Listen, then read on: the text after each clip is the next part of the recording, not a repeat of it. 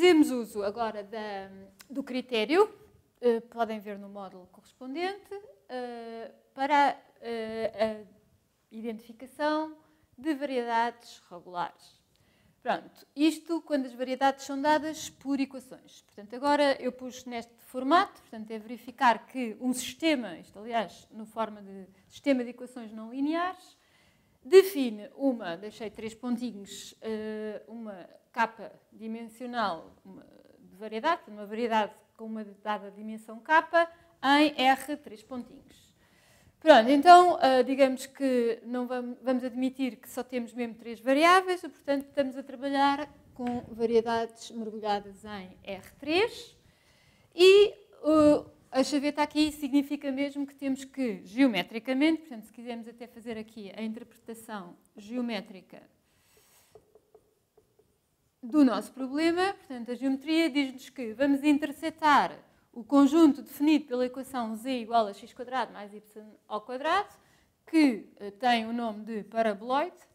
Portanto, vamos ver qual será a interseção entre um paraboloide e o plano x mais y mais g igual a 1. Portanto, a equação é linear e é a equação de um plano.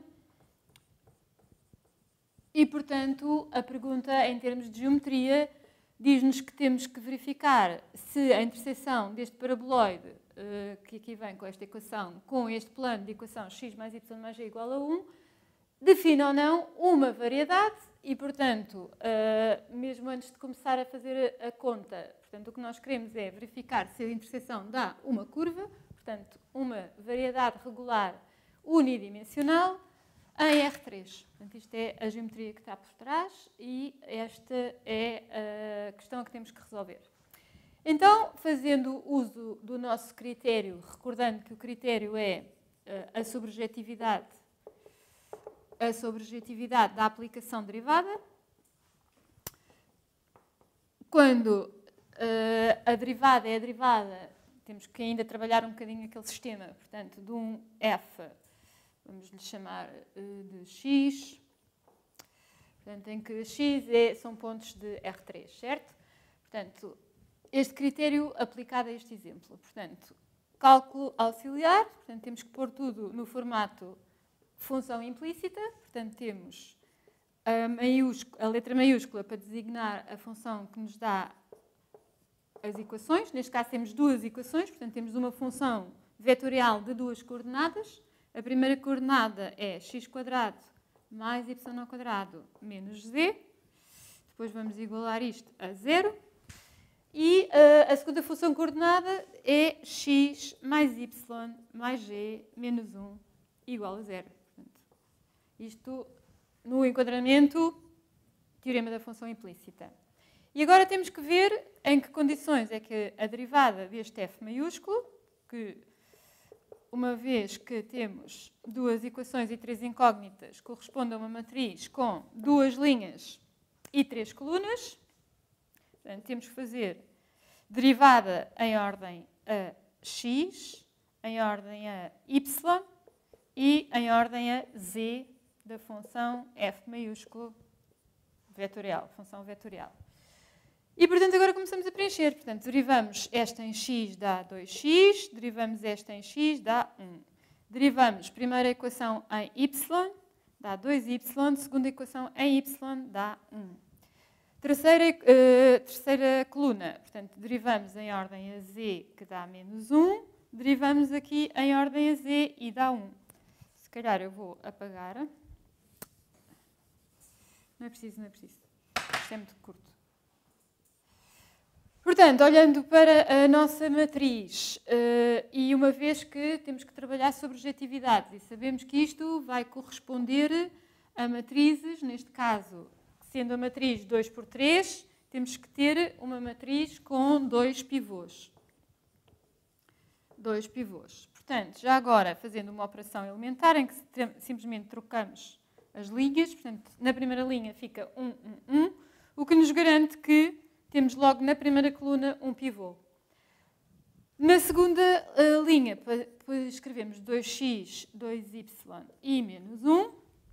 E, portanto, agora temos que ver quando é que isto falha, a existência de 2 pivôs falha. Portanto, a existência de 2 pivôs só falha quando a segunda linha é múltipla da primeira linha, certo? Portanto, em que condições é que isto pode ter uma falha? Quando o x e o y forem iguais, portanto, se a linha de baixo for menos 1, menos 1, menos 1, não temos condições para dizer que a nossa aplicação é sobrejetiva. Portanto, o que é que isto corresponde? Corresponde a pôr o x e o y igual a menos 1 meio, certo? Portanto, vou já substituir aqui diretamente. Portanto, se puser x igual a menos 1 meio, isto dá menos 1. Se substituir y por menos 1 meio, 2 vezes menos 1 meio, dá menos 1. E aqui está uma matriz que só tem um pivô e não corresponde à aplicação derivada ser sobrejetiva. Finalmente, temos que verificar se é ou não problemático ter coordenadas x menos 1 meio, y menos 1 meio e um dado z que pertence simultaneamente ao paraboloide e ao plano. Portanto, na primeira equação, se substituirmos x por menos 1 meio ao quadrado dá 1/4. Se substituirmos y por menos 1 meio dá 1/4, portanto, z seria 1 meio, certo? Só que com este z igual a 1 meio, substituindo na equação do plano, ficaria menos 1 meio, menos 1 meio, mais 1 meio, e isto, obviamente, cancelando um menos 1 meio com um mais 1 meio, é diferente de 1, certo? Portanto, menos 1 meio, 1 meio não pertence simultaneamente ao paraboloide e ao plano. Por outro lado, se fizermos o z do plano, que verifica a segunda equação, portanto, seria menos 1 meio, segundo cenário, não é? Mais z igual a 1. Portanto, aqui concluiríamos, portanto, aqui seria quando z igual a 1 meio. Aqui isto dá menos 1. Para isto dar 1, z teria que ser 2. Portanto, se z for 2, substituímos na equação de cima e temos que verificar se 2 pode ser resultado, que também não é, da soma de 1/4 mais 1/4, que é 1 meio. Moral da história. Conclusão. A interseção das duas superfícies, de facto, é sempre uma variedade unidimensional, ou seja, é uma curva. Temos sempre curva regular. Temos curva sempre. Portanto, está sempre bem definida a interseção. Vamos então para um segundo exemplo retirado de um exame. Pedem-nos para verificar quando é que a interseção de um plano de equação x mais z igual a 1 com um conjunto de nível yc de equação x² mais y² igual a c define uma curva regular. Portanto, estão-nos a pedir a verificação de uma variedade regular, variedade essa que é curva, portanto é um dim. E já agora, olhando para as equações, identificamos que isto está mergulhado em R3. Pronto, antes de avançarmos para o cálculo, vamos só verificar em termos geométricos, vamos analisar qual é a geometria que está por trás deste problema. Portanto, a primeira equação, linear, x mais g igual a 1, define um plano. A segunda equação, quadrática, x² mais y² igual a c, que nos dizem que é o nível, certo? Nível c, define um cilindro com eixo de simetria z, não é? Cilindro. Portanto, o que nos pedem é verificação de quando é que o plano intersetado com o cilindro, ou quais são os níveis c, que neste caso coincidem com o quadrado do raio. Então, o nosso cálculo auxiliar tem duas partes, certo? Na primeira parte temos que enquadrar tudo isto no teorema da função implícita e, portanto, definir a função f maiúsculo da função implícita.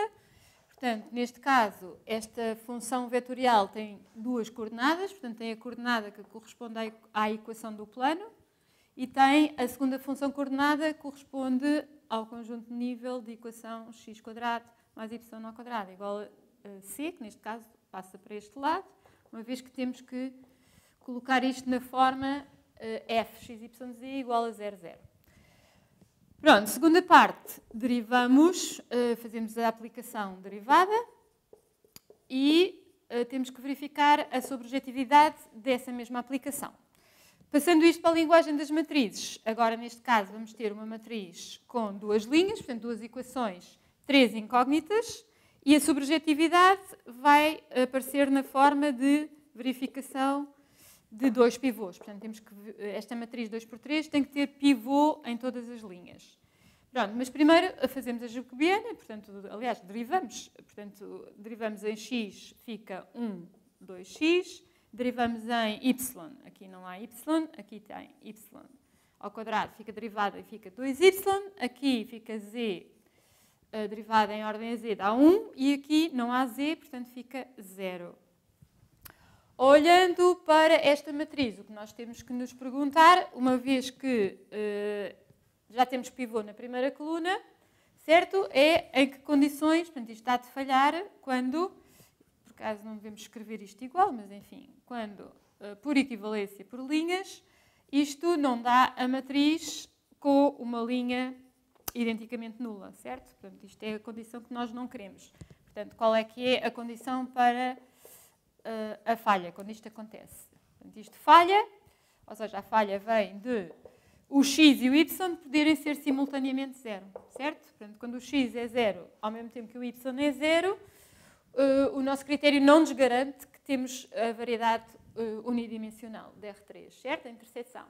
Pronto, então, e o que é que isto corresponde em termos de conjuntos de nível? Portanto, quando o x é 0 e o y é 0, é porque o nosso nível é 0.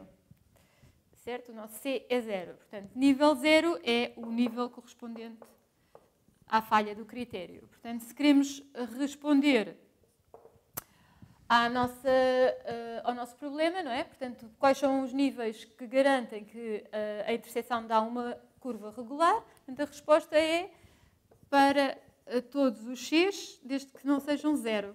Portanto, isto corresponde a, ou se quisermos outra maneira de responder, o C, que é um nível, pode ser qualquer número real, exceto 0. De volta à geometria, portanto, voltando à interpretação geométrica daquilo que se está aqui a passar. Portanto, o que é que acontece na falha geométrica? Acontece, como é fácil de ver, nível 0 corresponde ao cilindro degenerado, certo? Portanto, é quando x² mais y² é igual a 0, Portanto, temos simplesmente o eixo dos z's, certo? E, portanto, a interseção do plano com esse eixo dá um ponto. E, portanto, isto, de facto, não é uma curva regular e não é uma variedade unidimensional, mas x0 dimensional.